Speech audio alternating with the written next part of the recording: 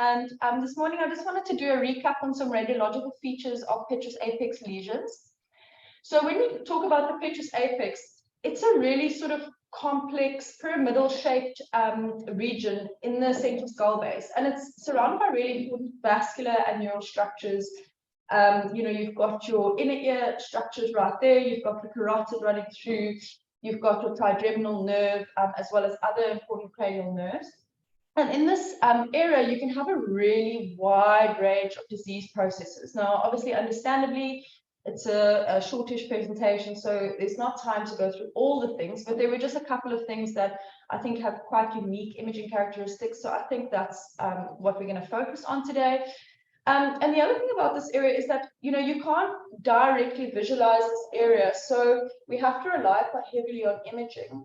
And also imaging plays a really important role in diagnosis because based on the imaging characteristics of certain lesions, it actually really can almost help you make a reliable diagnosis in some instances.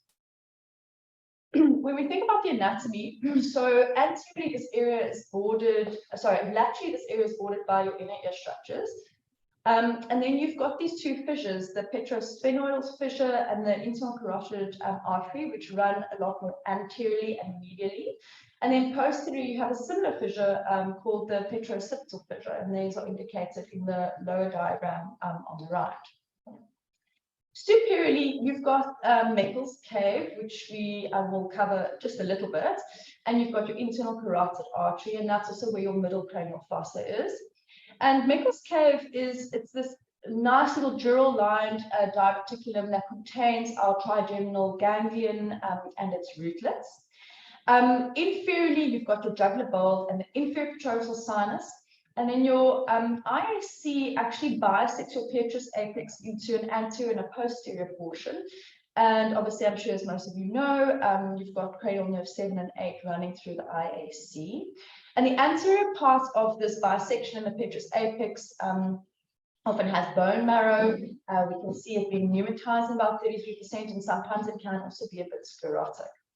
The other anatomical structure worth noting is Dorello's canal, which is related closely to cranial nerve 6, and that occurs in a posterior medial position in relation to the Petrous apex. So looking a little bit more at Dorello's canal, I thought that I got this picture off the internet, and I thought that this image was quite nice. So cranial nerve 6 is a really small little nerve, and it actually emerges at the pontomedullary junction. And it's relevant because often, because it's a small nerve, when there's any signs of raised intracranial pressure, it's often the first nerve that becomes compromised. So if we have conditions such as Petrous appendicitis, your cranial nerve 6 can actually be affected, and that's due to the close proximity of Dorello's canal. So in this image, the white arrow is indicating Dorello canal region, and the yellow area is really indicating sort of where cranial nerve 6 runs, as it runs behind the clivus, passes Dorello's, and then it heads towards the superior orbital fissure, as indicated by the yellow line that's been drawn. There are two other things that I wanted anatomically to mention. The first is that you have a canal called the petromastoid canal. So the image on the right shows its delineation quite nicely, and I've also highlighted it in the further right image. And this is really a canal that courses between your superior semicircular canal, and it contains your subarcuate artery, which supplies the bony labyrinth, the facial canal, and the mastoid antrum. And then we have the singular canal, which sometimes is irrelevant if we're going to do neurectomies. And that really forms a channel between the posterior margin of your IAC to the junction of your posterior semicircular canal and the vestibule. And that contains your singular nerve, and it actually innervates the ampulla of your posterior semicircular canal. So if patients are going to present with clinically with concerns of a Petrous apex lesion, they can often be asymptomatic, and you might only pick this up when they're being scanned and imaged for other reasons. So they have kind of non-specific symptoms, such as headache, retroorbital pain. Obviously, they may present with atalgia, and then they can present with cranial nerve fallout. So I think now that we kind of have had a brief look at the relation of some of these nerves, they can obviously have cranial nerve 8, 7, cranial nerve 5 fallouts, and also some diplopia involving cranial nerve 6. Worth mentioning at this point is, I think most of us know, but you do get a condition called Grabnigo syndrome, and triad, which is actually a triad of otorrhea, an abducens, cranial nerve 6 palsy, and retroorbital pain. Okay, so when we talk about investigations, ideally, MRI is your first investigation for Petrous apex lesions. However, MRIs are not always easy to obtain, and sometimes there can be quite a long waiting list. But MRI really gives you good soft tissue sort of delineation, and it can help you look at other surrounding structures like cavernous sinus and marrow infiltration. Gives you a good idea of relationship to cranial nerves. And on MRI, you can sometimes actually make a definitive diagnosis because of the unique signal characteristics. CT definitely also plays a role. So if you already have an MRI, then maybe you only need a high resolution CT temporal bone rather than doing a full CT brain. And this obviously looks at mineralization, osseous involvement. It can give you an idea of the aggressive nature of the lesion by looking at bone erosion or remodeling features. And then obviously you can have a closer look at how close this lesion is to otic capital or even to ossicles. And when we're talking about investigations, for the purpose of Petrous apex lesions, we're going to cover quite a lot of features on T1 pre and post gadolinium. On T2, those are both MRI, and then diffusion weighted images, also flares are sort of investigations that we'll look at. There are many classifications of Petrous apex lesions. This was just one that I borrowed from a friend, and I thought that it was quite nice. And it's been beautifully broken down into developmental lesions, inflammatory lesions, benign and malignant tumors. And then there are some other vascular, osseous, flares, and pseudo lesions. And then the aspects in bold are things that we'll look at a little bit more closely: cholesterol granulomas, cholesteatomas, and then some other benign tumors. As you can see, the list is actually more extensive than this. It's not possible to cover all of them, so we're only going to highlight a few of the bigger ones. I saw this on the internet, and this was another classification of CA lesions, and I thought this was quite useful. You know, you can really break them up into either enhancing or non-enhancing, and whether or not they occur in skull base or extraaxial or intraaxial, and that can help you kind of break it down into what this lesion may be. So let's look at some developmental lesions. So the first one we have to talk about is cholesterol granuloma. This is by far the most common Petrous apex lesion, and it classically occurs in a pneumatized Petrous apex, and patients often have quite a long history of otitis media. In essence, it's a cyst. It's a viscous brown cyst. It might have some granulation tissue, and it might have some crystals. And it's contained in a thick fibrous capsule. It doesn't really have a true epithelial lining. And it used to be called the blue dome eardrum, as you can see in that image taken from Into Key. And it's thought to be as a result of recurrent hemorrhage into the marrow and then a subsequent granulomatous reaction. And the cholesterol, where the term cholesterol comes from, is that cholesterol is a blood degradation product after the recurrent hemorrhage. Symptoms of this, well, they might have fluctuating conductive hearing loss, depending on, you know, whether or not there's a bit of hemorrhage and there's a pressure onto the eustachian tube. They can present with hemifacial spasms, atalgia, and neuralgia.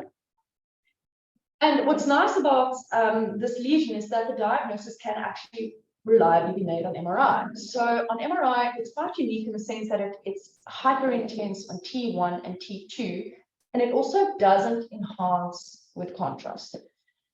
So if you see a lesion that does enhance with contrast, then you've really got to think about an alternative diagnosis. And the big alternative diagnosis or other option that you would want to kind of think about is whether or not this is something like an asymmetric Petrous apex pneumatization picture. And if you wanted to distinguish between the two, you could use a bit of fat suppression imaging. And in cholesterol granulomas, on fat suppression, it will remain hyperintense. So radiologically, if we looked at it on CT, it would just show kind of a homogeneous expand cell lesion with a nice smooth margin. And it can thin the overlying bone. It can also cause displacement of neighboring structures. And how would we manage this? Well, you might opt to observe it. So if you made the diagnosis on imaging, you could explain to the patient, well, look, we may just observe it and see if it causes any issues. However, if it's bothersome, you might consider draining it. And then there are multiple kind of approaches that you might consider, like infralateral, cochlear, and transsphenoidal. And then if you really wanted to remove it, then there's a further couple of surgical options, your infratemporal fossa, fish approaches, retrolateral, retrosigmoidal, transcochlear, to name a few. The next one I wanted us to look at is epidermoid, basically epidermoid or congenital cholesteatoma. So these are really rare, and they're sort of about the third most common CPA tumor. And they need to be distinguished from acquired cholesteatoma versus congenital. So congenital is what we call the epidermoid, and we often see these in children and young adults. So your patient demographic here also plays a role in thinking about what this lesion could be. And during our 3rd to 5th week of embryogenesis, we get some ectoderm that's trapped. And histologically, for an epidermoid, you can have a cyst that's lined with squamous epithelium and filled with keratinous debris. And these really grow sort of slowly in size, and they tend to grow around neurovascular structures. And they can be quite irritative. So clinically, they grow slowly. Their hearing loss is less pronounced than in vestibular schwannoma. It can affect cranial 5 and 7, and you can obviously have signs of raised intracranial pressure or cerebellar signs. They can get an aseptic meningitis because it's an irritative lesion, and there is a risk of malignant transformation if these things grow very rapidly. So clinically, when we look for epidermoid, we've already mentioned some of these, but really from a management perspective, with an epidermoid, surgery is the gold standard. There is a potential risk of malignant transformation to SCC.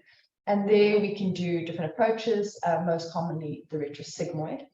And just to note, because it's a bit of an irritated lesion, if you're going to operate on this post-operatively, you can have an aseptic meningitis in around 40% of patients. So you would consider putting these patients on steroids and obviously trying not to spill the tumor intraoperatively. So when we look at the imaging characteristics on CT, they have this nice expansile mass, smooth bone erosion. And then on MRI, they are T1 hypointense, and they conform to the shape of the cistern, and they don't enhance with gadolinium. If there is enhancement, that's when you would start being concerned about a carcinoma that's hiding within that lesion. On T2 and FLAIR, it's bright, and on diffusion weighted, it demonstrates restricted diffusion. And the big differentials for epidermoid is CSF and arachnoid cysts. They can look fairly similar on T1 and T2, but that's really where FLAIR and diffusion weighted imaging is useful, because that's what you can use to differentiate them from these two. So these are some of the images of epidermoid. So on a T1, you can see with gadolinium that it's hypointense. On T2, you get a more hyper-bright picture. And on FLAIR, it can be either iso-intense or hyper-intense. And then the last image is diffusion-weighted, where it shows iso-intense features. The next one we want to look at is mucus cells. Mucus cells is uncommon, and they occur, I guess, quite similarly to mucus cells in other areas where there's some sort of post-inflammatory obstruction of a pneumatized Petrous apis air cell. And they show these nice, smooth, bony expansional lesions, so maybe a bit similar to cholesteatoma. But on MRI, it also doesn't enhance with contrast. It's hyperintense on T2 and hypointense on T1. And this is what they look like on imaging. So you can see that CT, it's got a really nice, smooth, kind of more of an expansile rather than erosive mass. T1 showing hypointensity and T2 being nice and bright. And then on diffusion weighted, there's no restriction. And that really helps you to distinguish from our other counterpart, the epidermoid, which we've just spoken about. If we look at some Kepler cells, these are really rare. And this is where you get protrusion of arachnoid or dura mater from Meckel's cave, which we spoke about earlier. And it's usually, these usually track along patent porous trigeminus. Occasionally, other skull-based defects can cause it. And then obviously iatrogenically after surgery, you can have herniation into that area. It's most likely due to the effects of raised intracranial pressure, and there is an association with syndromes Usher and empty cellar. You can have these bilaterally. That's one of the reasons that they think that it's because of raised intracranial pressure. And very rarely it can erode a bit of the otic capsule. So your symptoms might be headaches and hearing loss, or even CSF oturia. And when you image them, because of the herniation from Merkel's cave, you can obviously see that it's coming from Merkel's cave. On MRI, basically you're going to see that the MRI finding is going to be the same as CSF. And on CT, it's going to be a smooth kind of scalloped bone erosion. T1 being hypointense, T2 hyperintense, and then we can use FLAIR, which shows hypointensity.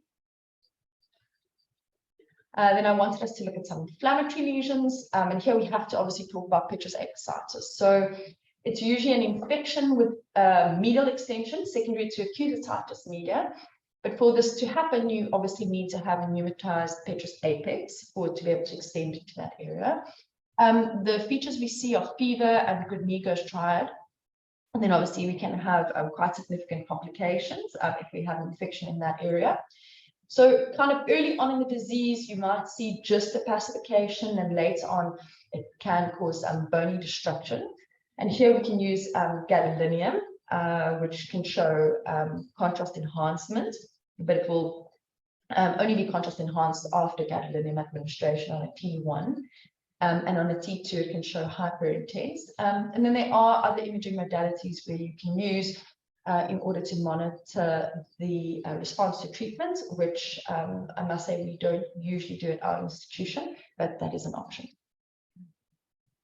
If we look at Petrous apex osteomyelitis, it's quite similar to Petrous apophysis, but it's a lot more extensive. And this can occur in a non-pneumatized Petrous apex, in contrast to apophysis, which you need a pneumatized Petrous apex. It's usually caused by direct extension of necrotizing otitis externa, or it can also, you can have a retrograde thrombophlebitis. And early on, you can see a bit of soft tissue swelling and loss of your fat glands, and then bone erosion. So quite similar to our previous lesion that we looked at briefly. And on T1 post-gadolinium, it's also hyperintense. Then we want to look at some benign tumors. First one we want to look at is meningiomas. This is the second most common CPA annual tumor after vestibular schwannoma.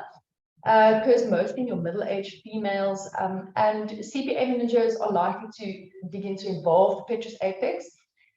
They can have audiovestibular symptoms, but they sort of less pronounced, slightly shorter duration than vestibular schwannoma. They can present with either type of hearing loss, conductive or sensorineural. And cranial nerve 5 and 7 are the more commonly affected nerve, and they can obviously present with cerebellar sign. On imaging, I'm sorry, I don't know if some of these images are a little bit grainy. They are hyperattenuating to brain, and you can have some hyperostosis of the Petrous apex. People will have some bony changes and middle ear involvement, and you have that nice typical little dural tail.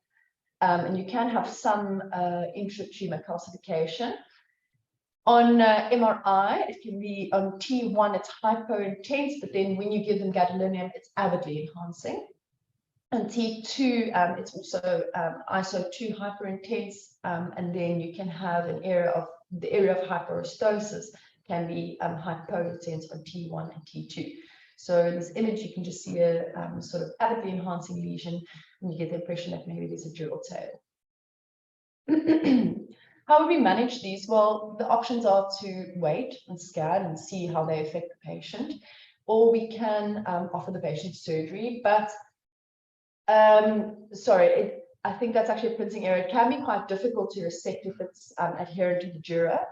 You might consider a retrosigmoid approach for hearing preservation or translabyrinthine, but obviously, if you're going to go translab, then you're going to sacrifice hearing, but your cranial nerve 7 prognosis is better. So, radiation in these things really show quite poor results if you use external beam, but you can use stereotactic radiation for residual or post resection recurrence. And then schwannoma, well, schwannomas we know can originate from either cranial 5, 7, or 8. 5s can often be in Meckel's cave. But from cranial nerve 7, it's most likely on the geniculate ganglia. And you can also have it involving the fundus. On CT, it sort of is isoattenuating to brain and is contrast enhancing. And then on MRI, post-gadolinium on a T1, it's hyper-intense, with the T2 hyper-intense, but with the T1 kind of being hypo-intense. And sometimes you can also see the schwannomas can be cystic, and that is probably better demonstrated on a KISS sequence. Our paragangliomas, these are the salt and peppers, typically on T1. And they can invade the Petrous apex from the jugular foramen, and you get that very typical kind of moth-eaten appearance.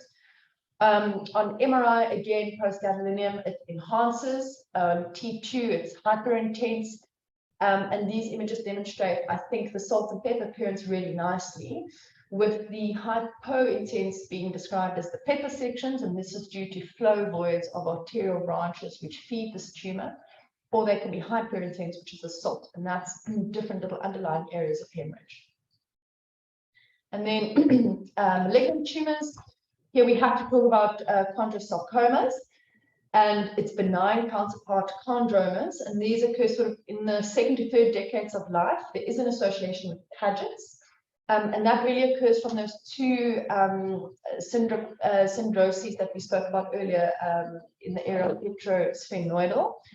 The difficulty with this is that the malignant and benign counterpart can be difficult to distinguish on imaging.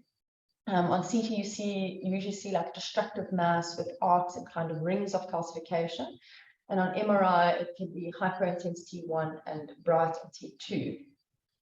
This is an image of a chordoma, and this chordoma demonstrates honeycomb pattern on T1 after gadolinium. The chordomas is fortunately also rare.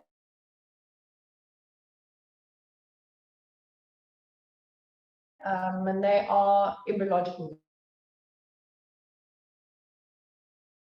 It's fortunately also rare, and they are embryological remnants of the clivus and age, not only they do this, and if they do present in pediatric cases, it's more of an aggressive disease. So as we said, you can have a locally destructive mass that occurs around the region of your clivus, and there can be some calcifications within mass. It can have viral enhancement, but you get that kind of honeycomb appearance on T1 post-contrast, and on T2, it just shows up hyper-intense.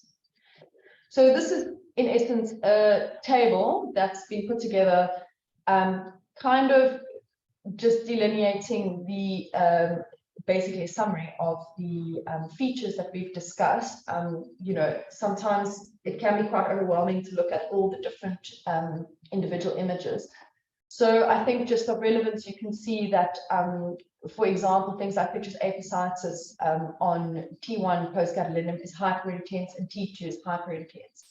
You can see that most T2 lesions tend to show hyperintensity, some show more hypointensity, like meningiomas and schwannomas.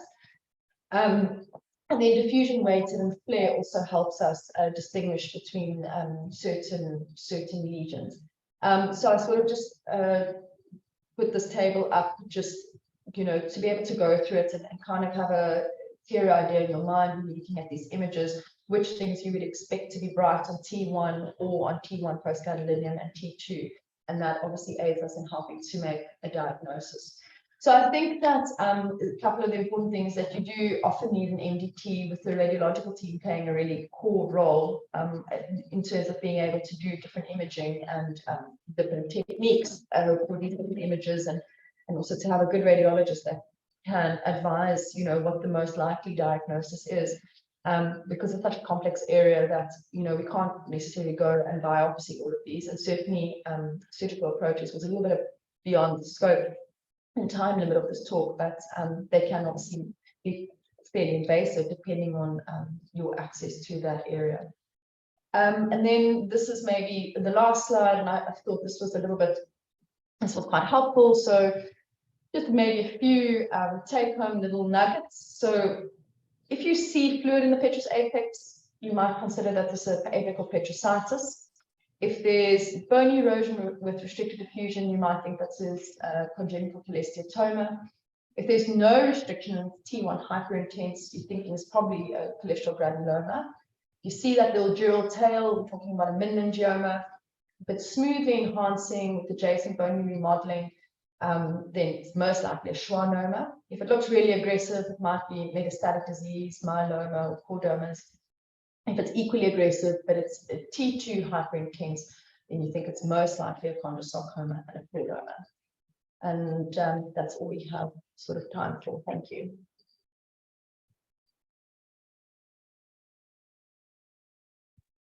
Yeah, thank you, Lou. That's quite enlightening talk and nice recap on the Petrous lesions. Sure, if there are any comments or questions from the floor. Any questions? Are there any questions from the floor?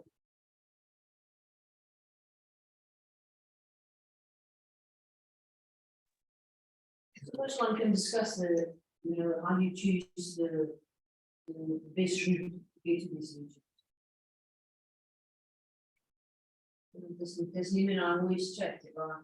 And so for the Petrous apex, usually it's cholesterol granulomas and medians, or in rhinology, try and access it. And if it's the diagnosis is made on imaging, then often you can wait a little bit until the lesion gets bigger. The bigger it gets, easier it is to access through the spinal. Because the problem is always getting around that the rocks are open. So you often have to really go down below and pass the rock and turn the corner, which can be very difficult if you go even from a contralateral transnasal approach. So there's even I always discuss it and see which ones are best, from transnasal and transnasal. The advantage of the transnasal is that you can kind of supervise the area, you put a little mucosal flap in potentially if you get a wide enough opening, or you can put a drain in, where if you do it through the ear, it's not possible. Yeah, it's just so you will often have to go back in just to open up the part. So if you do it through the ear, you just can't drain it, you don't proliferate it. No, yeah. And they do recur with the, if you do a trans mass surgery, obviously got a high chance of recurring.